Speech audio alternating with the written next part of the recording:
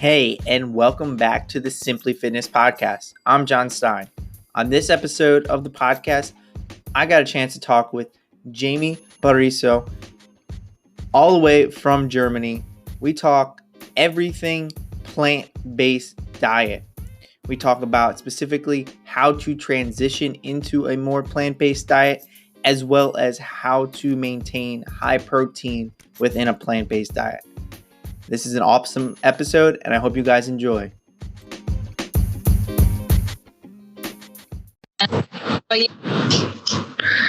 Just getting started, so this is my first thing. So, yeah, it's early there, huh? Yeah, the sun's barely up here, so. Oh, cool. Thanks for being flexible with my schedule. Oh, yeah, it's not a problem. Awesome. Hold on 1 second. I'm having a problem with the microphone over here. Okay, I can hear you now. Perfect. So I'm so happy to have you on and everything like that. I'm glad you decided to come on and we could get connected and everything. Yeah, I know the time difference is a little funky with you being in Germany and I'm being here in the States and everything like that, but we made it work. Awesome. So I'm excited to be here. Yeah. So I'm excited to pick your brain a little bit. So main thing I wanted to talk about today with you is plant-based diets. I know, having followed you and known you for a little while, you eat a very plant-based diet that I'm actually very envious of, and would love to pick your brain a little bit about that transition, because I know a lot of people, I know that's kind of where a lot of people are moving, which is probably in the right direction for a lot of people, a lot more. So I kind of want to talk a little bit about that. First, like, how did that progress? Was that a way that you always kind of grew up eating, or is that something more recent? Yeah, definitely not how I grew up. It's definitely recent. And it's been kind of like one of those things that's always kind of sat in my brain. Like, I want to eat less meat, but I think it would have come quicker, except I have this, and I think you understand, this protein paranoia. Like, how do and when you're strength trained, not just like an active fit person, but when you're strength training and you always have strength trained, you've gotten really ingrained in your mind the importance of protein, and how do you protein on a plant-based diet? It just seems intimidating. Number one, that feels intimidating. But number two, the idea of labels felt very intimidating. So like, I think I delayed starting because it felt like such a big switch. Like, oh my gosh, I have to be vegan. How do I just be vegan all of a sudden? And I think when I finally wrapped my head around the idea that I don't have to be, and this was actually hard. It seems simple me saying it, but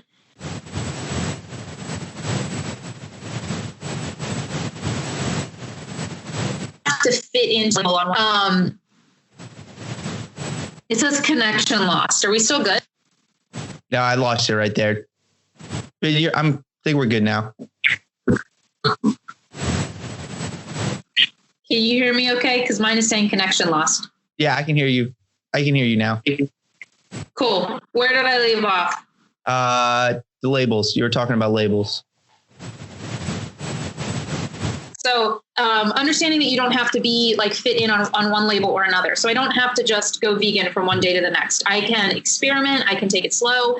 And if I want to, I never have to be fully plant-based or fully vegan. There is no one right way to do it.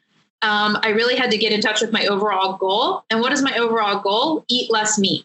So I kind of saw it as, you know, in the profession that we're in, the idea of the 80-20 rule as far as diet goes, like 80% healthy, nutritious foods, 20% whatever you want foods. Yeah. I tried to view it like what if I could do the same thing, like 80% plant-based, but 20% kind of whatever. And when I went in with it, with that mindset, it really helped me transition, so to speak. So gotcha. I just started like looking up new recipes and trying to do, like, instead of all nights having meat at dinner, I tried to do one high protein plant-based new recipe. And then the next week I would do 2 of those. And the next week I would do 3 of those. And I just got to the point where I had enough comfort with things. And I started to understand like where you could get protein and how you could fill it up. And it just kind of went from there. And I would say I still definitely eat meat, but it's very, very much less than it was before. Like we'll have chicken or fish every other week. Okay. So like one night a week we'll have chicken and maybe next week we'll have fish. But everything else is plant-based. And honestly, it's not as hard as I thought it was going to be to get the protein in. Yeah. Yeah. A couple of things that you talked about there. I think that the whole labeling thing is huge for most people. I think that for some people it's their identity, they're vegan, vegetarian, but for most of us, we don't want to be vegan or veg. Like that label doesn't matter to us. And that's like a big switch for a lot of people, like especially, trying to incorporate more plant-based stuff. Like, they don't want to be considered vegan or vegetarian. That's kind of like stopping them and whatnot. And they're not finding a label that fits them because there is no label, to fit them. It's interesting too, because I was just talking to my neighbor who said she was like, hey, update, we're going vegan. And I was like, really? And she's like, yeah, we're going vegan, but it's probably going to be hard. And, I'm really hoping that I don't just slip up and then I'll be right back to where I was. And I was hearing it as if I was talking to somebody who was going on a healthy eating diet. Like I'm starting keto. I'm just doing it. And I'm like, you don't have to just be vegan. You can eat less meat and also and then that's so much more sustainable, right? Yeah. It's so much more sustainable to not try to fit yourself in some kind of box. And that's my goal. My goal is to create the sustainable lifestyle of mostly eating plants, like way more than I did before, and eating way less meat. And I've done that and I feel really good about it. And I think it's a kind of a path that almost anybody could adapt to without feeling this pressure of fitting into this box. Yeah. I think that kind of fits right into the mold of like flexible dieting, because then it leaves you open to situations that otherwise, if you were vegan or vegetarian, you would specifically have to find meals around that. So like if you were going to a family event or a restaurant and they didn't happen to have that option because you went with friends and they chose the restaurant, and you might not be able to find something, though most places nowadays do have some type of option, but it gives you options to feel that you're not off, that you didn't fail. You're still within your diet and you're enjoying life. But then when you get home the next day, next meal, you can go right back to how you were eating and not feel like you fall off. Exactly. Yeah. It's not being so rigid. It's that whole rigidity concept. And that's what I wish, just in health and fitness in general, I wish people could get off of. Stop being rigid about everything, because it's not really consistent. Rigidity is not sustainable. Yeah. Yeah. You think if it does, to be honest, it works for some people, because some people, their intrinsic motivation behind, going plant-based is maybe ethics, and they just can't stomach the idea of eating an animal. And if being rigid with the rules works for you and you can be sustainable with it, absolutely. I'm not saying that's a bad thing, but that's not what we have to strive for. I think we tend to think it have to be that way. Yeah, I 100% agree. I think the more rigid you are, the less sustainable it is. And always I think about like, who are the most rigid people in fitness? And those are going to be like your physique and your bodybuilding type competitors. And they're very rigid. And we, as most of us know, that's not a sustainable look. They don't look stage ready 100% of the year. So it's not a sustainable aspect. So I think that's definitely going to be huge for some people to be able to transition. I think that's less of the transition than eating the food or finding the food. I think that's kind of, like you said, easier. But I think the idea, the mental aspect behind it is probably what stops most people.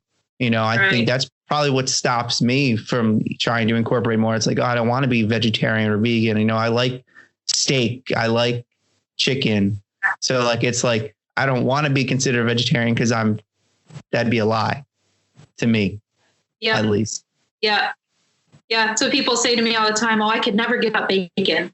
Like, well, that's your flaw right there, is that you automatically go into it thinking, I could never give up. Well, you don't have to. Don't go into it thinking you have to give up anything. Yeah. Start incorporating, and see where you go from there. Maybe one day you'll want to just never eat bacon again, but maybe not. And that's fine too. But yeah, we're on the same page. Yeah. Awesome. So what would you suggest for people to start incorporated like plant-based, like eating a more plant-based diet, especially around, like you said, the protein aspect of it? What steps do you think people should start taking if they want to incorporate? Yeah, something that I definitely recommend, and I recommend this to a lot of my nutrition clients who are trying to get in more protein anyway, like overall, and you might do the same, is that start with a protein shake every day. Yeah. And I don't necessarily recommend protein shakes as a long-term solution, but I think that especially for beginning clients, like that can give them a boost to their protein while they figure out other foods they can eat to cover that. And I think that goes doubly true when doing a plant-based diet, because to be honest, it is harder to get in enough protein while keeping everything else. Like you tend to get a lot of carbs with the plant-based diet. So letting go of your fear of carbs, definitely have to do that. Number one. Number two, take that protein shake every single day, use it as a supplement, and give yourself a 25-gram boost. I have a plant-based protein shake every day. Some days I don't have it, but it really helps keep my protein high. And then I kind of plan the rest of my diet around that.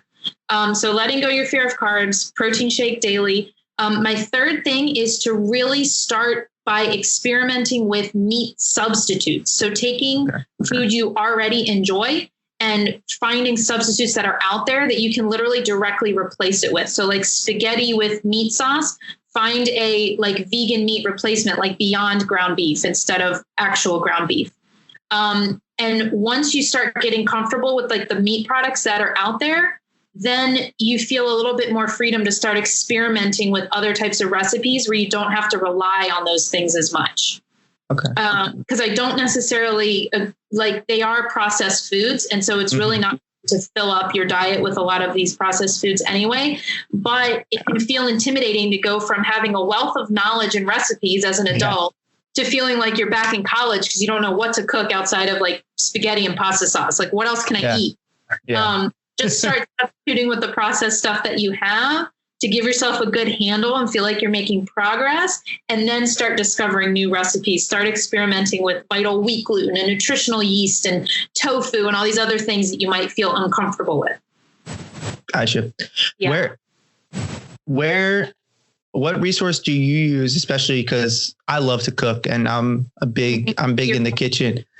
So I love that stuff. So where do you find, like, I know I've seen on your Instagram and everything like that, you know, you've made a lot of recipes and things like that I've never heard of half the stuff, you know, that you come up with and everything like that. So where do you find out this information? Where can people maybe go look for some good recipes and some, you know, just how to cook? Because, you know, I think at the end of the day, having like some recipes and, you know, like you said, like those meals that like, you know, how to make is huge for people to consistently eat, you know? I get almost all of my recipes from Instagram. I've been really into, I just have a folder and I save anything I see that I like.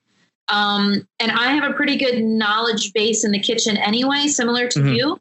And then I went through my whole restarting, learning how to cook when I tried to go plant-based, because I can make you can have some amazing creamy sauces for pastas, like without using milk. Like cashews, nutritional yeast are amazing. Like I never understood, like, oh my gosh, I don't need to use milk. This is amazing. Milk or cream. Yeah. No, it's fabulous. It's so crazy. So I follow a bunch of like vegan food bloggers. I actually don't even follow any non-vegan bloggers, even though I don't like to fit into labels. I find that if I just find the vegan ones, that I get a lot of great recipes, and everything else that I use meat, I already know how to do. I don't need like fancy new recipes for. And so I really love, I eat a lot of like ethnic food, like Ethiopian or Indian, Asian. Like I love curries and I love flavor and stuff like that. So that actually works really well for plant-based because you're eating a lot of lentils, a lot of curries, tofu, things like that. And so, I get most of my recipes from there, and then I experiment and kind of make things my own. And then once I make things my own, or if I come up with an idea on my own, I'll usually post it on my own website. So I have like some recipes that I'm trying to build up also. But yeah, Instagram's a great resource. I think Pinterest also. Yeah. Yeah. Yeah. I'll have to check those out because I'm definitely interested. What are some, you talked about, the curries and stuff. What are some of your like go-to foods, especially for that high protein for some people that maybe don't know, some of these, plant-based, because I know I've seen some that you've used that I've never heard of, honestly, which is pretty cool. I'm always interested to learn. Yeah. Well, lentils have super high plant-based protein. So I use lentils a lot. And with all legumes, I think some people struggle digesting them and getting gas and stuff like that. My suggestion is always just to go slow, start introducing small amounts into your diet over time, and your body will adjust. Some people avoid legumes completely because of that, but your biome, put that together, you get butt. Your gut biome will eventually adapt to having that in your diet. So don't be afraid of lentils, but any kind of curry, I will do like lentil curry with veggies in it all the time and add tofu. And if you add tofu plus the protein from the lentils, you get like 20 to 30 grams of protein in a meal. I also really love Vital Wheat Gluten. Are you familiar with Vital Wheat Gluten? No. So it's basically flour, but instead of being just flour, it is only the protein extracted from the wheat. So it looks like flour, but it's literally super high protein, and you can use it. I use it mixed with a lentil puree that I make to make like a steak, like kind of like a steak. Yeah, I've seen that. Meat, yeah, but it's got like 30 to 45 grams of protein per steak, and my husband loves them because they meet his protein needs. He's like 180 per day. He needs of the protein. And so you can have this steak and you can make like an onion gravy with veggies on the side, just like you would a normal steak. And again, it doesn't taste like meat, but it tastes delicious on its own. Yeah. Using Vital Wheat Gluten, we make those steaks a lot, the curries. I make a meatloaf, but using lentils and Vital Wheat Gluten. It's a lentil loaf. My kids love it with ketchup. It's got a ton of veggies in it. Those are really my go-tos. Yeah. The steaks, the loaf, and curries. I'm doing curries like twice a week. Okay. Yeah. Those look delicious. Yeah. I've been meaning to get more lentils into my diet because I love, that type of stuff. Just, it's always that first time. It's like, you got to cook it like 1, 2, 3 times to really get that 100% incorporated. Yeah. I don't even I dump the whole bag in. I never rinse them or pre-cook them, and it doesn't bother us at all. I really just think we're used to it. But yeah, go slow if it's something that bothers you, and your butt will adapt. Yeah.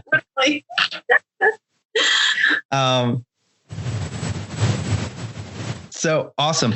So kind of switching gears just a little bit with everything. So we talked a lot about the plant-based diet, but maybe getting a little bit more now into, the whole fitness and fat loss area. You post a lot about body confidence and having confidence with your body. I follow you for a while, and I love your content. I think you really do show off a lot of confidence, and a lot of energy behind your posts and everything.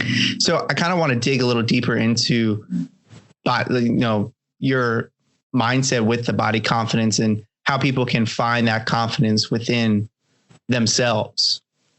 So what is kind of like your mindset behind your body confidence? How did you, find that confidence, and how can people find it? Yeah. I mean, to be honest, I have 2 things floating in my mind right now. One is that, so it started for me. So my brand is like strength, right? And that's meant to be not just physical, but like this mental and emotional, like Venn diagram of everything meeting in the middle. And it kind of started for me with struggling with an eating disorder in my teens and my early 20s, recovering from that. And something that really helped me recover from body dysmorphia and everything else I had going on, which I won't go into right now, is strength training.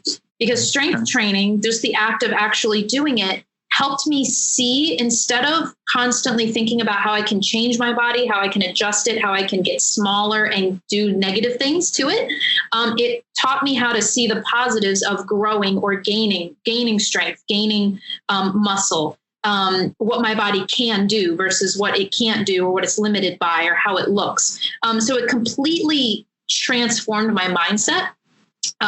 So I think that is part of that whole body confidence and appreciating your body as what it is stop trying to get smaller and think about what you can lose and start thinking about what you can gain and what your body can already do and focus on that stuff. And when you do, the aesthetic stuff follows. But when you're focused so much on the aesthetic and what you can lose, you're constantly in that hamster wheel. You can never get out of it because it's not sustainable. Like we talked about before, it's really not.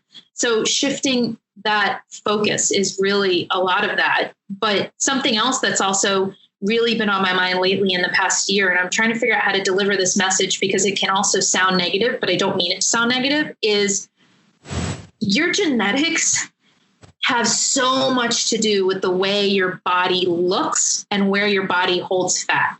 And that is just what it is. Like my body has always kind of been like this since high school. I've always been this general size, this general shape.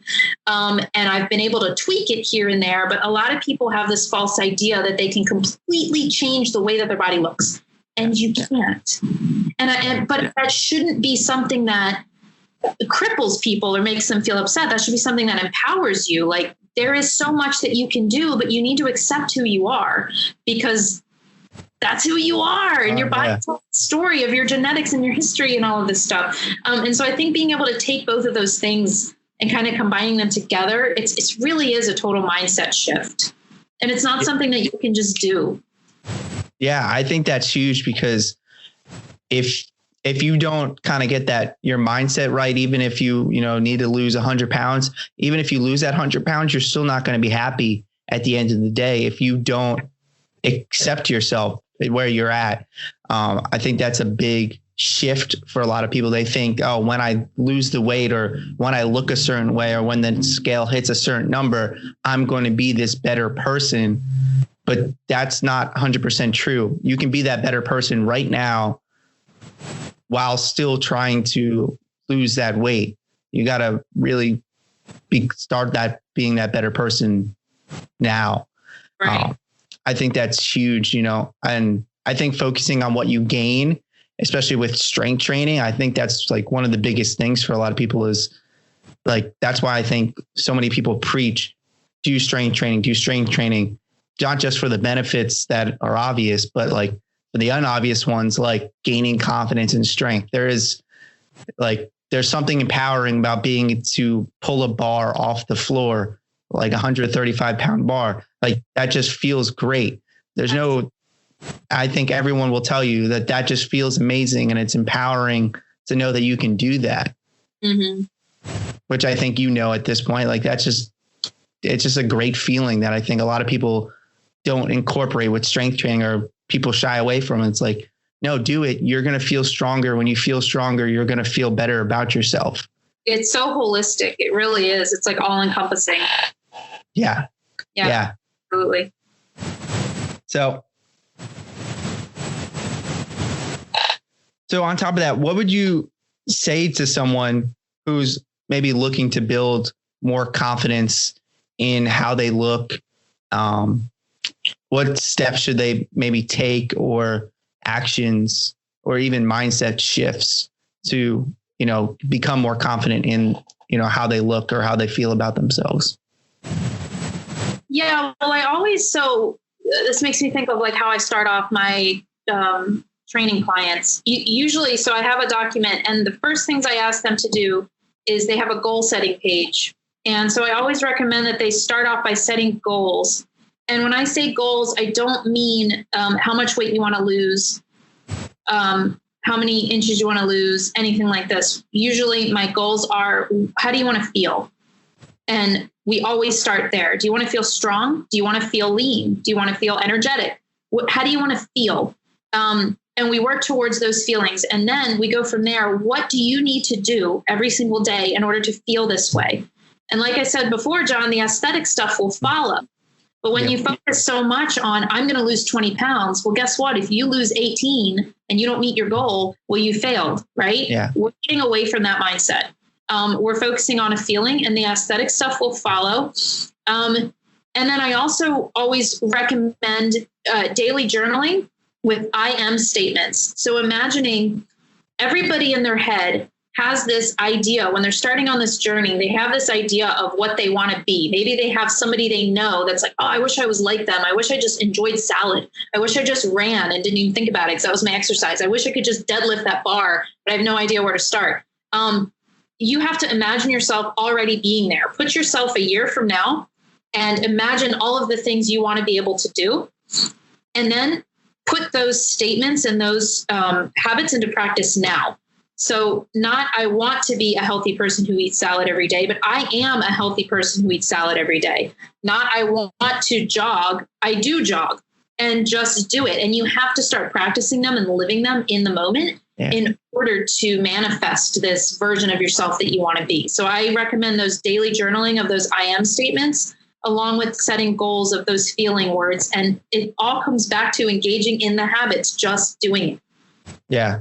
Yeah, that's huge. I think that journaling can definitely help you realize where you want to be. Because I think a lot of these goals that a lot of people have, and I think this is why a lot of people quit, is they do it for a month, maybe two, if they're lucky, and then they quit because their goal is 10 months away. And it's hard for any of us to see the bigger picture. Yep. Most of us can't see that far in advance. So having something to kind of see what we're looking at, in the long term, okay, this is where I'm going, and something reminding us daily, hey, this is what we're working towards. This is who I'm becoming over time, is definitely huge. I think a lot of people lose sight of that big picture. As humans, we have a hard time seeing the big picture. We only see what's in our blinders, right in front of us for today and tomorrow, maybe. But next month, 5 months from now, that's almost impossible for us to really visualize and stay motivated for. Mm-hmm. So I think that's why most people quit. So I think that journaling would be huge to help get people in that kind of mindset that over time you will build those habits just by saying it regularly over and over again. Yeah. And setting your mind for the day is huge. You're really setting your mind for the day, how you're going to be, your mindset. Yeah. It all starts when, that's why they said when you got up on the wrong side of the bed, it starts in the morning. It starts, within that first 5 to 10 minutes. I think most people will tell you they'll tell you how their day is going to be. It's going to be good or it's going to be bad, just based off their attitude in the first 10 minutes. So that's why I like to wake up happy, and it pisses some people off how happy I am in the morning. But you know what? That's me. If I'm not smiling in the morning, something's wrong with the day already. That's actually super inspiring to hear. Yeah. I want to remember that. Yeah. I've always come in with the mindset of why not be happy? Because I think we all choose our own happiness. So why not, in the morning, I'm awake, I'm alive, I'm here. Let's be happy. Let's so what we could be doing. I can think of 10 worse things or places to be right now than right here. What's so bad about that? Yeah, exactly. I don't even know, but why not be happy? So that's why I always try to wake up, why not be happy in the morning? That's awesome. I love that. Yeah. So, but back on the first thing you said about the confidence, and I can't remember what it was. The goals. I love focusing on your feelings about your goals. I think that's an interesting point that I don't think a lot of people even think of as a goal, feeling strong or how they feel. I think they do go right to the aesthetic goals and everything like that. I think that's a huge thing that most people need to start moving away from, is focusing on those results. Because like you said, the results will come. It's how are you going to get to the results? How are you going to feel with the results? Which is the bigger aspect. Yeah. I mean, if a client tells me in their goal setting, I want to feel lean, I'm going to put them on a calorie deficit and they're going to lose weight. Yeah. But if a client comes to me, I literally signed up a client a few months ago that came to me saying, I want to lose 60 pounds in 3 months. I'm just doing it. I'm finally doing it. 60 pounds in 3 months. Oh, John, I was like, I don't know how to have this conversation with you. Like, you will lose weight. You will feel freaking phenomenal if you engage in these things that we talk about every single day, but you might not lose 60 pounds. And that right away, that goal being so large and the lifestyle stuff that she would have to implement in order to meet that goal would be so life altering. Yeah. And I don't think people realize that either. They don't realize that, like, to have such a hefty goal, do you realize that your day from the moment you wake up at 6 a.m. to the moment you lay your head on the pillow is going to have to be completely different than what you're doing now? And can you totally change that around today, right now? No, you can't. You're not. You may be able to do it for a week, but you are going to crash and you are going to burn and you are going to lose 10 pounds in the first week. And then you're going to gain 20 pounds the second week. Like, it's not going to work. And that's keto, baby. That's what keto is. Yeah. I think, how's you doing? Yeah. I think that's huge for most people, is to not try to change. Like, that's always been my philosophy. Don't change everything at once. Like, it's not a sprint, don't throw out all the foods that are in your pantry that, okay, yes, they might not be healthy for you and they're not going to help you get to your goals, but don't completely switch your whole life around 180 in one day. Right. None of us, no fitness professional has ever done that in their life. Why should you expect to do that to yourself? Because I know I wouldn't do that, and so you have to give yourself that expectation that this is going to take time. Okay, let me get more protein in, let me drink more water. Let's add some more vegetables. You can't expect to go from eating no vegetables to eating a complete plant-based diet in a week. If you're not eating one vegetable, how do you manage to eat 10 to 15 a day? Like, that's just not going to work. Like, and for some people, they think that is realistic. And I think sometimes people because they get so hyped about it. I think people get really hyped. They're like, oh, I can do this. I can do this. And I love that. Like, go have that motivation, but let's not jump off a cliff here because there's no water underneath it. Like, hey, let's take a step at a time up the mountain and then we'll be there. It doesn't happen. Like, it's not going to happen tomorrow. It's going to happen 6 months to a year from now. And you're going to be a completely different person. You're going to be so much happier, feel so much better, but give yourself time. There is no rush, yes, you might be dead tomorrow, but more likely than not, you're going to still be here for 10, 20, 30 years. You can use a year to change your whole life for the next 30 to be amazing. Yes. And what I want people to understand is that this is a new skill. You have to learn how to do it. And so we get so emotional when it's about our bodies. We get too tied to it. But if you think about it very objectively, like, I want to be an Olympic skier. Am I just go put on skis and go to Austria and ski in the Alps? No. Yeah. I have to learn to ski first. I have to find boots that fit. I have to do the bunny trails. Like, I would not expect to be Olympic skiing in a week. You have to learn how to do it, and learning how to do something takes time. And so we can just back up a little bit and detach our emotions a little bit. Then we can see it more objectively, but we just get too tied up in our heads about it. Yeah.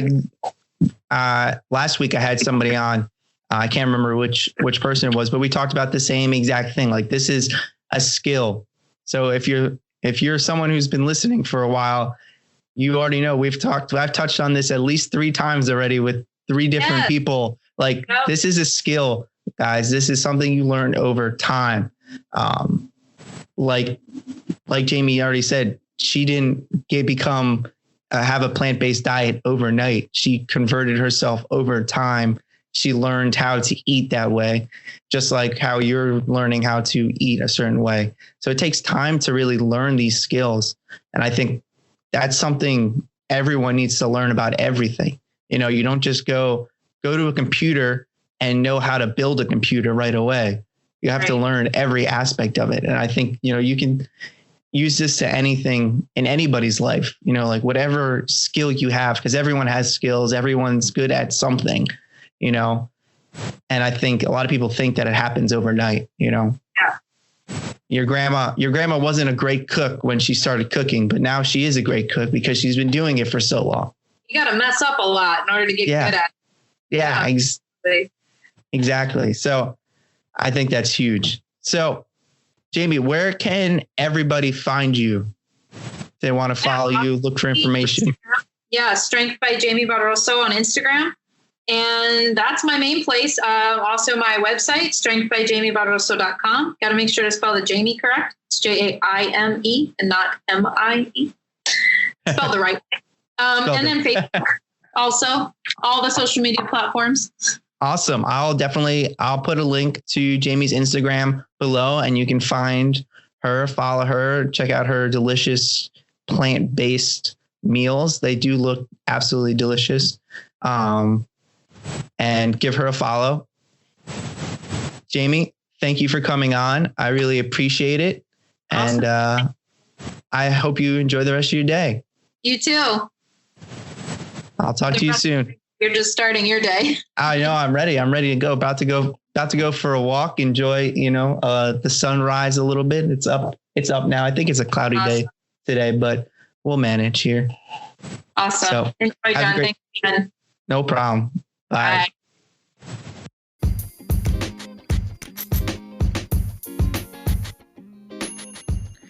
Thank you for listening to this episode of the Simply Fitness podcast. Because you listened to this episode, I want to give you something away for free. In the show notes, I have a link to my free fat loss cookbook. This cookbook contains over 20 recipes that are specifically designed to help you lose weight. They are filled with protein, they are simple to make, and they take away that bland, boring diet food. So if you want to upgrade your diet today, go to the show notes, click on the link, and go get your free fat loss cookbook.